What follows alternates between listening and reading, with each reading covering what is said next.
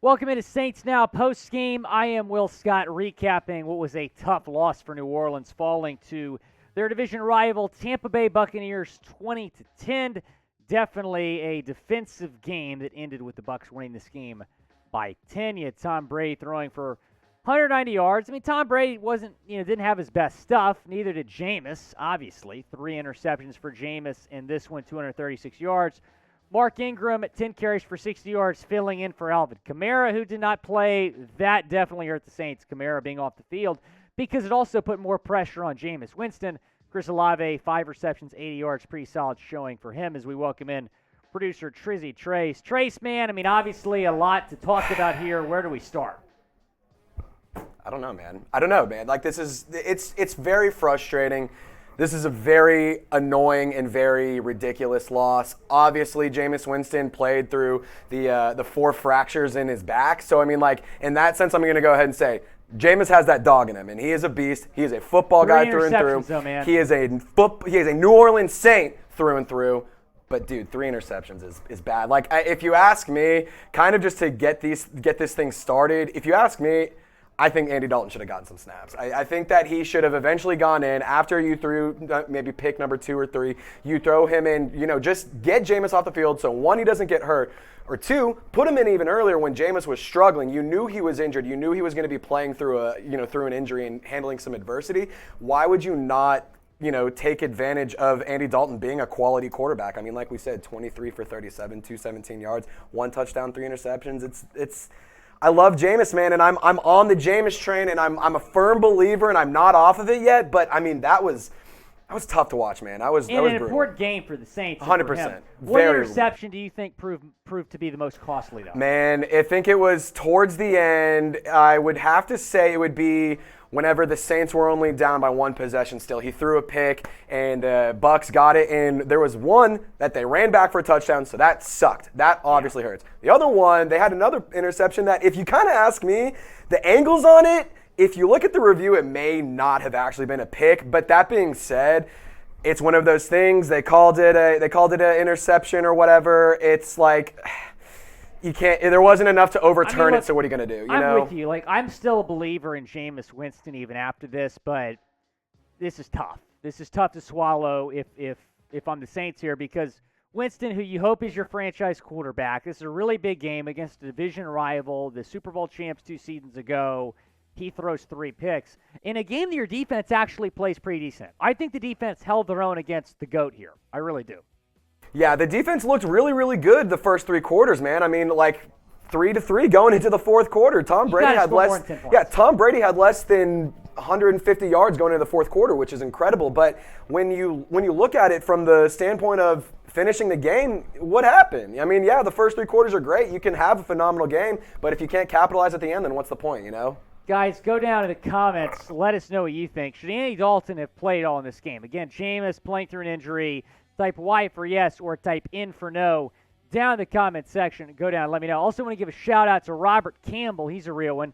Commenting "Who Dat" 31 times on one video. Shout out to Robert Campbell. Can anyone break his record? Go type "Who Dat" down below. And look, I understand it's a loss. A lot of us are not feeling great after this game, but still, go type "Who Dat" down below. Show our support to the Saints because they're going to bounce back. Another takeaway we have is that MT is still a top-tier wide receiver. He scored a touchdown tonight, 3 touchdowns in his first 2 games after not playing all of last year. He had 8 targets, 65 yards tonight. So MT, we're still waiting for him to explode, but still 3 touchdowns in 2 games. That's pretty impressive for Michael Thomas. What is your one-word reaction to the loss? Go down in the comments section. Let me know. It is the pinned comment on today's video. So when that break comes, chime in. One-word reaction to the Saints' 20-10 loss to Tampa Bay. Let's get to our next takeaway here. I definitely want to congratulate Mark Ingram on 10,000 yards. We're trying to focus on the positives a little bit. Obviously, a lot to take away from this game, but Mark Ingram did have 60 yards tonight, surpassing 10,000 career yards. A Saints legend. Did have 1 fumble, though, in this game. Again, Alvin Kamara did not play. That's worth noting. I think that put more pressure on Jameis, honestly. Who do you think needs to step up the most in Week 3? Go down in the comments section. Let me know. who needs to step up? For me, it's Jameis. Jameis has to play better than he did today. No excuses. I get it. He wasn't 100%. No excuses for Jameis Winston tonight. If you want to bet on the Saints going forward, which you should because they're going to bounce back, go to chatsports.com/bet. Use promo code CHAT125. If you do that, you can put $100 in, get $125 additional cash to bet with. Great deal. Go and take advantage. Chatsports.com/bet. Too many penalties in this one. That's another takeaway we have. Way too many penalties. It was a problem throughout the entire game, and I think really cost the Saints tonight as we bring back Trizzy Trace. There you are, Trey. Yeah, man, sorry, the button wouldn't go. It wouldn't run, but, it wouldn't go, just like, the Saints offense in the second half. It's whatever. But anyway, this was a very, very, very frustrating loss. I mean, when you finish the day with 9 penalties for 60 yards, I swear, every single one of those penalties happened in a key moment. It happened either on a big play. It happened on a third down. It happened on a first down to make it first and long. It happened on to get the Saints in a nice spot to maybe go forward or maybe even kick a field goal, but push them back. It's a frustrating loss. It's one of those ones, I hate to say this, and you guys might hate me for this, but I have to say, I thought that the Bucs were going to win one of these games this year. I really did. I love the whole, we own Tom Brady thing. We still do. Well, he's only beaten the Saints twice since he's gone to Tampa. Right. One time in the regular season. That's not up for debate. The Saints still own Tom Brady. But having the loss be in New Orleans is tough. That hurts. Yeah, getting a win in Tampa Bay later in the season is going to be tough. That being said, I know the Saints are a resilient team, man. I have full faith that they'll take care of things and they'll get it all squared away and make sure that they can, do the best they can and, hopefully come out of Tampa Bay with a win later in the season. Well, you can't talk about this game without talking about the fight. Absolutely. Marshon Lattimore and Mike Evans going at it. You saw that. It's been trending on NFL Twitter the entire day. Lattimore and Evans were both ejected from the game. I think Evans is to blame for this. I really do. Yeah, I'd agree, man. I think that Marshon Lattimore obviously owns Mike Evans. Mike Evans hates that that's the case.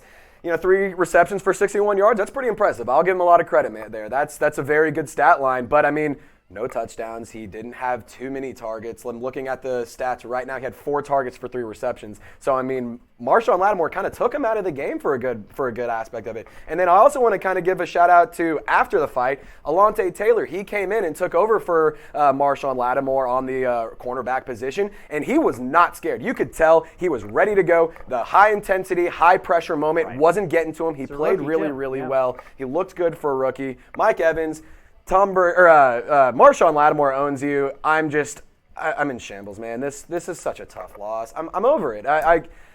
It's one of those things. I want next week to come because I want to get the chance to bounce back, but I'm also very nervous because there's a lot of work to be done. Penalties, injuries, everything needs to be fixed. Just thank goodness they came back from that deficit in Atlanta last week. Oh, man. Could you imagine if we were starting 0-2? Right. If we were 0-2 right now, I would do some irrational things. I'm not even kidding. I wouldn't want to see that. So I'm sure you would, buddy. I'm sure you would. Thankfully, the Saints are not 0-2, but still lost today against Tampa Bay in the Dome. Go down, rate the Saints Week 2 performance. Scale it 1 to 100. Down in the comments section. Go down, chime in. It was obviously very close until the very end. The Saints offense failed to get anything going, just putting up 10 points against Tampa Bay in this one. Yeah, man, if you ask me, I think my rating would probably be about a 55. The first half, I would say on defense, a solid 90. Maybe you want to get an interception here or there, but you got to take away on a fumble, so that was really nice. But I think a 55, because that fourth quarter, that was not Saints football. That was not Saints football. So, let's bounce back, man. We got this. Who dat? We're going to stay golden, and I believe in the Saints, man.